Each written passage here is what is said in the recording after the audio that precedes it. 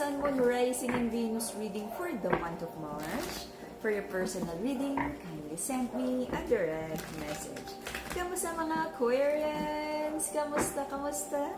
Kamusta ang puso? Kamusta mga ipinaglalaban? Okay. Remind ko lang uli kayo, hindi po ako magme-message sa inyo.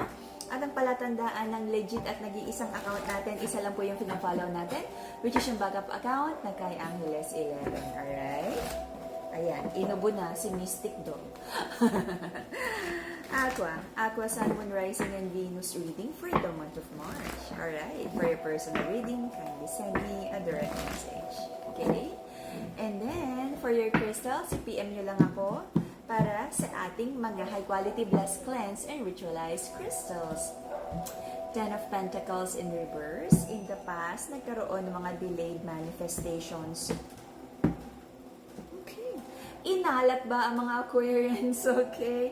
It feels like meron kang hinihintay na taong magbibigay sa'yo ng buo, fully invested, fully committed. Okay. But it feels like hindi kayang mag-commit ng tao na to, both in terms of kung ano yung mai-offer sa'yo at yung totoong pagmamahal na kayang ibigay sa'yo. Hindi ready. Okay? For some, meron din mga minamanifest na pag-ibig, hindi pa rin dumarating. Yung malaking blessing na pinagdarasal mo, hinihintay pa rin. Alright? You feel tired for the longest time, sabi mo, at may hinihintay ka na good news, okay? Sabi mo, you feel defeated. Ano ba yan? Ang tagal naman. Lord, tracking number please. Sabi mo. So, it feels like parang may isang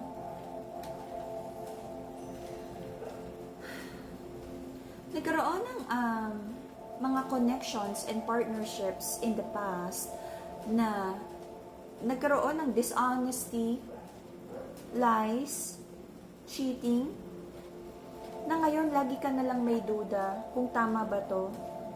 Very observant ka. Lagi ka na lang, I don't know, parang sobra ka ng, not really na burnout eh. Sobra ka ng nadala sa mga past connections. Hindi lang love, no? Kasama na to yung mga friendship, even family. Sobra kang nagbigay, sobra kang nagmahal, nagtiwala. And a lot of people betrayed you. Okay? So, napaka-observant mo na right now. You're learning how to be discerning to the point na ino-overthink mo na lahat. To the point na wala ka ng halos mapagkatiwalaan. There's a masculine energy sa buhay mo wherein, sabi niya is, this person is quite controlling and manipulative. That this masculine feels na kaya niyang i-manipulate ang isang situation na gumagamit ng pera, gumagamit ng financial,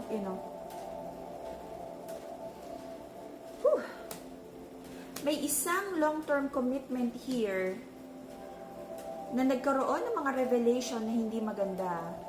And because of that, sabi ng mga Aqua, babalik siya sa self-love. Unahin mo na niya yung sarili niya. Sobra siyang nagbigay, nagtiwala in the past. And hindi pala obra, no? Kung ipapakita mo dun sa tao na mahal mo siya, hindi pala enough if you would show the person na committed ka sa kanya. Kung hindi ready. That we cannot make anyone be ready for something na in the first place kung hindi naman talaga siya naghahanap ng committed connection. Okay?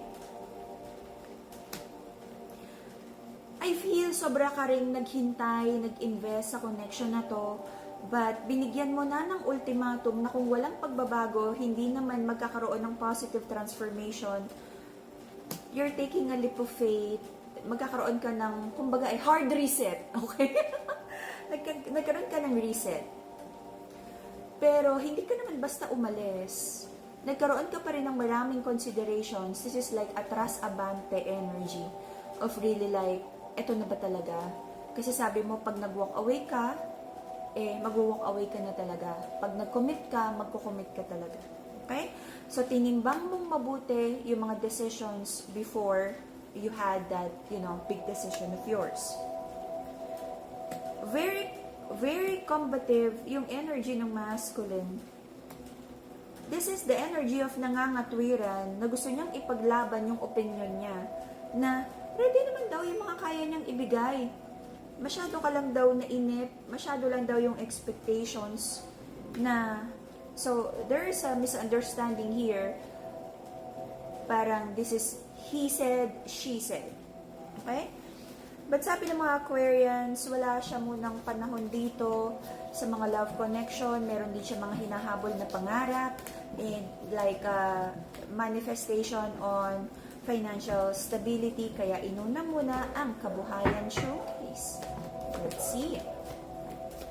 Sabi ng mga Aquarians, kailangan na niyang mag-walk away sa isang connection because marami na namang chances ang binigay niya sa person na to reconcile and like na para ipakita no na tamang tao siya, na talagang align yung mga goals and dreams because at some point naging happiness niyo naman yung isa't isa.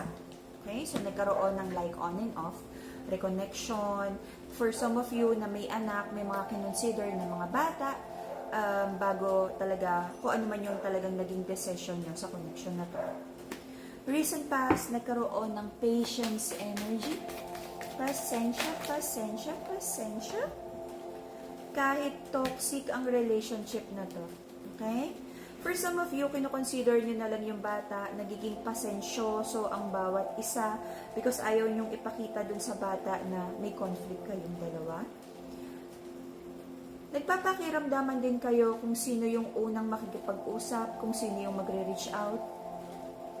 And I feel pareho kayong like walking away this direction and the other one is walking away in this direction. Okay? So, palayo na ng palayo kayong dalawa from each other. Because you feel like parang wala na namang marirebuild. Okay? Wala nang masasalvage sa relationship na to. And this relationship is not strong enough already to have a reconnection pa na magiging okay. Meron kang prayers and manifestations, Aqua, na sana magkaroon ng agreement.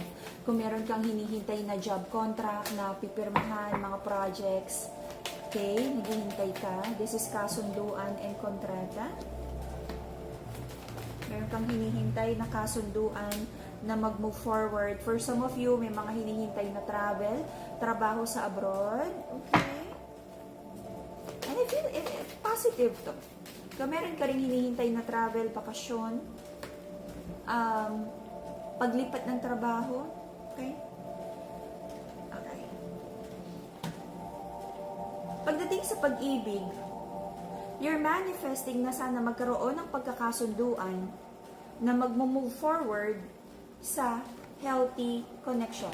Kung hindi man to romantic, at least may pagiging civil, pagiging like kahit man lang magkaibigan para sa pinagsamahan or para sa bata.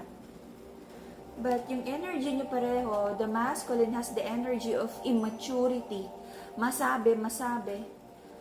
This is the female energy of like ready na rin siya. Alam niya yung mga, kumbaga handa na siya. Okay? Meron na siyang bala kung may sasabihin man tong masculine na to. Kumbaga tatablahin niya to kapag naging immature. Kapag may mga sasabihin na wala sa hulog. Okay? So parehong hindi maganda yung energy. And I feel yung passion nyo sa isa't isa, wala na rin. War mode na to. Handa na kayo ng like verbal combat. Alright. So, sabi ng mga Aquarians, ready naman siya, yung mga taong kaya siyang i-reciprocate, doon muna siya mag-i-invest ng energy niya. Okay? To heal your heart chakra, emotional healing, Madagascar Rose Quartz, the pink crystal. Okay?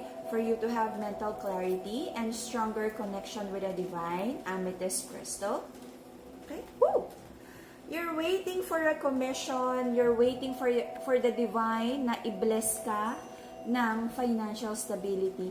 Saktong-sakto for financial like manifestations, we have the Brazilian citrine. Lahat ng crystals natin, high quality, blessed, cleanse, and ritualized para enlighten guide. Okay? So I feel the Aquarians must focus sa financial abundance and financial manifestation. Okay? Your person. Your person is overthinking right now. your person is having sleepless nights, na parang minsan nagigising siya, and nagkakaroon ng very nostalgic feeling, biglang nagre-replay lahat ng mga nangyari, mga realization.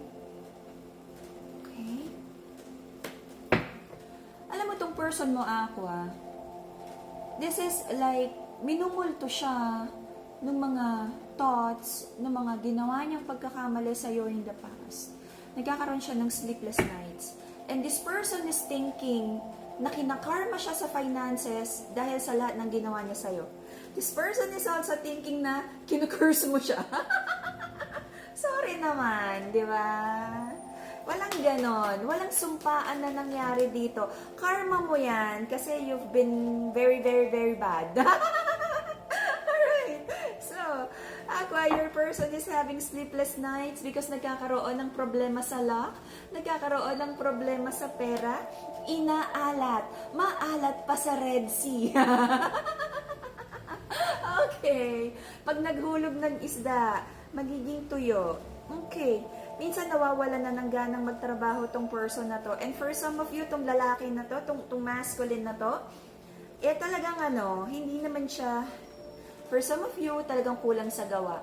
And for some, it's like kahit anong gawing pagod, kahit anong gawing solusyon, parang misfortune after misfortune after misfortune. Sabi ng masculine, pagod na rin siya sa conflict. Pagod na rin siya sa away with the feminine. Sabi niya, napakaraming burdens, napakaraming problema sa trabaho. Baka nagkakaroon ng mga kaaway, nagkakaroon ng mga problema. Lagi na lang may conflict, delayed commission, delayed sahod, delayed collection, delay, misfortune after misfortune after misfortune. The masculine is thinking na kinocurse siya. Or minamala siya dahil sa mga ginawa niyang hurtful, hurtful things sa feminine. Alright? Wala akong nakikitang curse dito. Wala akong nakikitang sumpa. This is like bad karma because of mga bad decisions ng masculine. So, sabi ng mga Aqua, tama pa ba na makipag-usap? Tama pa ba? Pag nagda-doubt, wag na. Someone is stalking at because ayaw at hindi naman decided na ipaglaban ang connection na to, someone is just staying and watching from a distance. Stalker energy. Decision na hindi ipaglaban at wag nang makipag-usap. So mote it be. So, until the end of April, there's an energy of like overthinking, lungkot, betrayal. Bakit? Saan galing ang energy of overthinking, betrayal? Sabi ng feminine, nagkakaroon siya ng like introspection. Ano bang mali sa ino-offer niyang cup of love? Bakit ganon yung nangyayari? Bakit laging may injustice? Merong hinihintay ang feminine for something to turn in her favor. Okay? Meron din siyang hinihintay na maayos, no? If this is like justice kasi is kasal, like there could be like a divorce, annulment, or legal separation, kung ano man yan. Kung ano yung hinihintay na wish fulfillment about this, I don't feel na makukuha ng feminine. I feel for the feminine, tapos na yung relationship na to. But I feel someone is still hoping na hindi matapos ang connection na to. Okay? Take this how this resonates, okay? Yung isang tao dito, sobrang nag-give up na. The feminine feels so betrayed. Nagkaroon na ng mga overthinking. Sabi niya, ayaw na niya. Someone feels like maisip lang niya yung energy ng kasal, ng pagsasama na to, nasusukan na siya. But someone wants to have a stable commitment. Someone doesn't want this connection to end. So, hindi ready yung isa na mag-let go. But someone is like really matagal nang nag-exit. Alam mo, most of the time sa relationship, especially sa side ng feminine, matagal na yung nag-check out emotionally. parang kung ano man yung gagawing action ng masculine is, sige, tingnan natin kung kaya pang ayusin or magpatawad. But, ang feminine hindi yan basta-basta umaalis. Pag yan nag-alsa balutan, like, it will be like years, months, or years na yan na wala na, sumuko na sa love connection. Okay? This is a soulmate connection. Ba't nakabaliktad? So, naging karmic siya. Soul connection, partnership, agreement, soul contract. So, may isang tao dito na nag-breach ng soul contract. The golden mirror na nakabaliktad. Okay? Self-absorbed, narcissist, one-sided relationship, and love bombing. Someone who is a narcissist na walang ginawa kung hindi mag-love bomb, hindi pa rin nagbabago. Because this person feels like ginawa na niya to over and over in the past connections na umubra naman. Bakit nga ba siya magbabago? Umubra naman yung mga love bombing. Umubra naman yung mga false promises in the past. But because of that, nasira ang soul connection na to dahil sa narcissistic tendencies ng isang person here. Butterfly. Relationship evolving to the next phase. Healing the inner child and growth. Okay? So, meron ditong wounded child na kailangang i-heal. This relationship, napakaganda sana ng potential to evolve into a soulmate connection, power couple energy. If talagang maayos lang, no? Yung like, self-development, self-improvement nung person. And I feel both of you, no, nang kailangan na ayusin. Yung mga shadow work na kailangan gawin sa relationship na to. Okay? Not today. Not dealing, hurt, avoiding conversation. Not today card in reverse.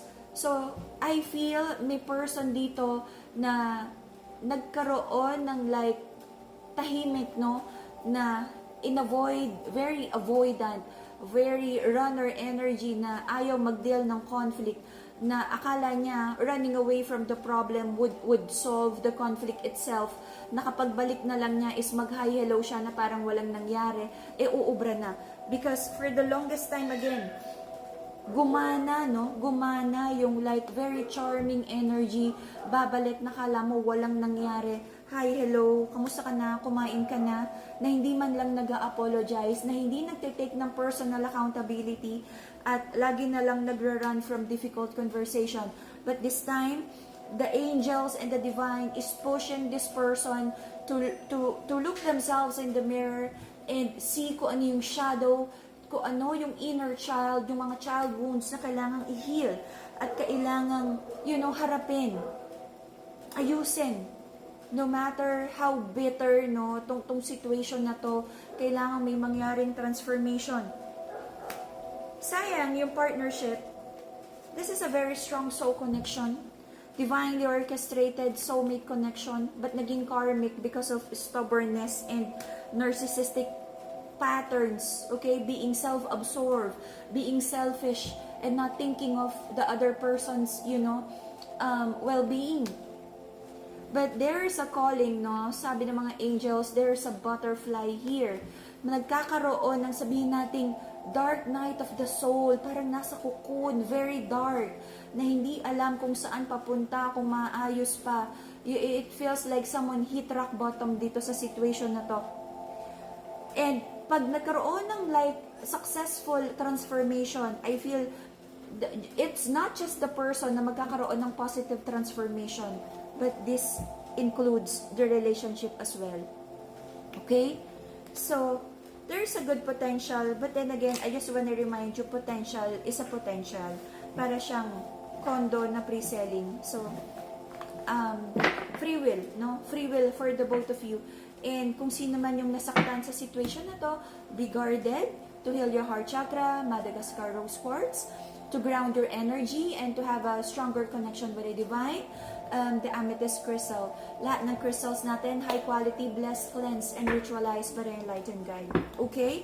So, again, this is a like divinely orchestrated reconnection of the soul. But because binigyan tayo ni God ng free will, nasa sa atin pa rin to, kung aayusin natin ang connection na to, or hahayaan na nating mag-crumble at mawala na. Mag-repeat lesson ba? Or talagang wala na. Would this be the last lifetime na ayusin natin to, na mag-fail na tayo?